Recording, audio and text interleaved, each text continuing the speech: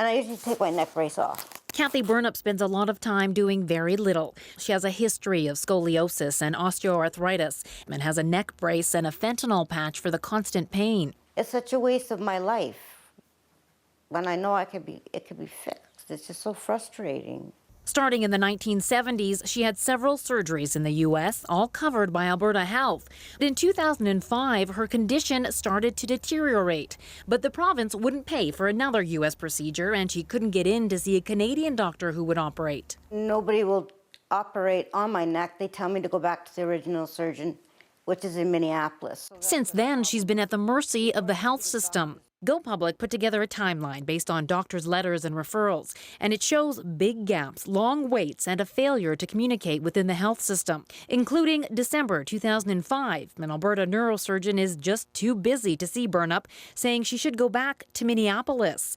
And then for the next 4 years, Burnup is bounced from doctor to doctor with long waits between appointments and tests and no word on surgery.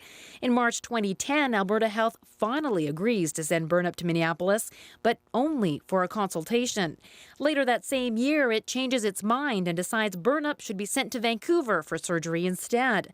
And more than 2 years later, an appointment opens up in Vancouver, but the clinic's office has an outdated number for Burnup and the wrong contact information for her GP. Burnup's file is then moved to what it calls the incomplete cabinet.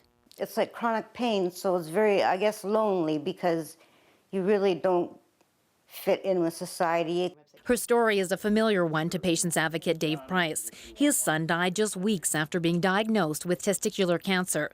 A review by provincial advocacy group found the biggest problems included breaks in the continuity of care and lost information.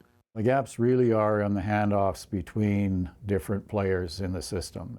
After our inquiries, Kathy Burnup got 2 calls. Alberta's Ministry of Health promising to get to the bottom of what happened, and Alberta Health saying it will help her get an appointment with a neurosurgeon.